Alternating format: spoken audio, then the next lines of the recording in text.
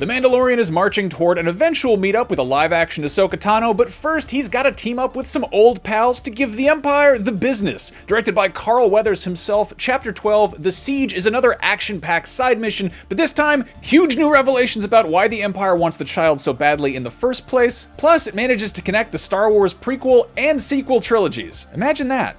But before we get into all that, we have to warn you, we are about to get into some heavy spoilers for this episode, so if you haven't seen it yet, now would be the time to get trained in the Rising Phoenix and blast on out of here until we're done.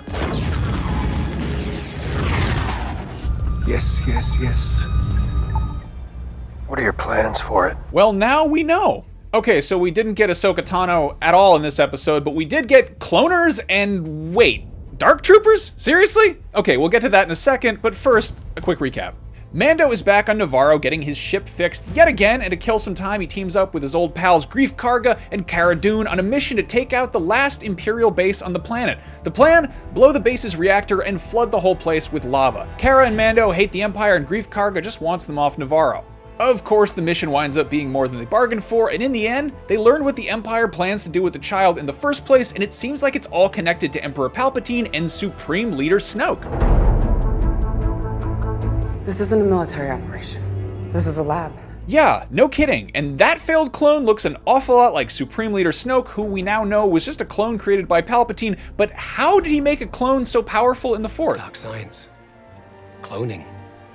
Secrets only the Sith knew. Excuse me, Doc Brandybuck, but please do not interrupt. Anyway, like I was saying, it was through dark science and cloning, secrets that only the Sith knew. Well, the Sith and the Kaminoan cloners in the employ of certain elected officials moonlighting as Sith Lords. These guys obviously aren't Kaminoan, but the patch that they're wearing is the same as the one seen on Lama Su and friends in Attack of the Clones and on Dr. Pershing in Season 1. And speaking of Dr. Pershing... I highly doubt we'll find a donor with a higher M count, though.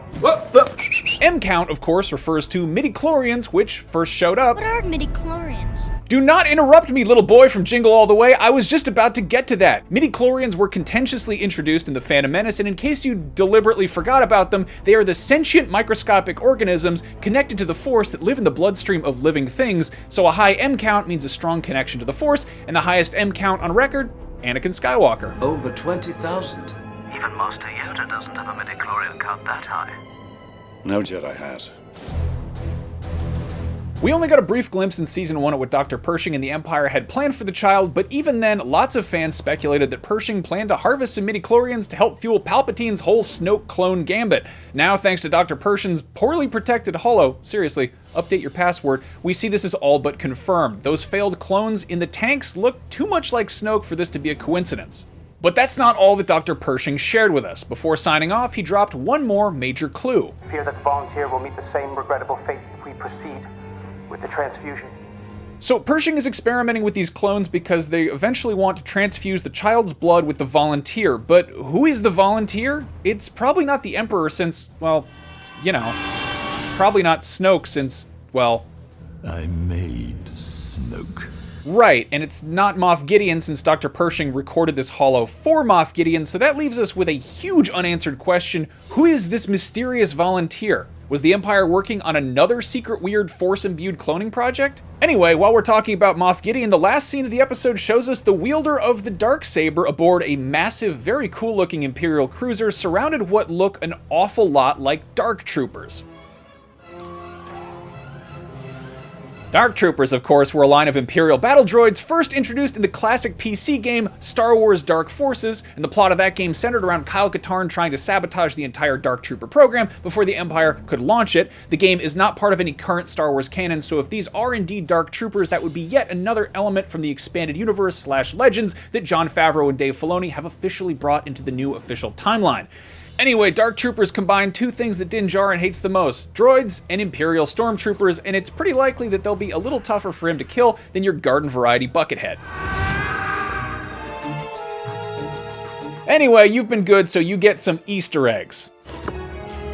That heavy-duty speeder that Cara Dune hijacks and uses to commit light vehicular homicide on a few scout troopers is none other than an Imperial troop transport, which toy collectors will recognize as one of Kenner's first original vehicle designs, released in 1979, and it was one of the first non-movie elements to be reintroduced to the Star Wars canon in the first issues of Marvel's flagship Star Wars comic. It also showed up last season transporting troops and has been in Rebels here and there. The spiky red mechanic who put the tracking beacon on the Razor Crest is Mimbanese. That's the same species as Gunny from Star Wars Squadrons. They are native to the planet Mimban, a world which we visited in Solo, a Star Wars story, but Mimban was first mentioned way back in Splinter of the Mind's Eye, one of the earliest Star Wars novels. And if you've ever been curious about what those silver things Imperial officers keep tucked away in their pocket protectors, those are code cylinders, which we saw in this episode are basically just space-age keycards.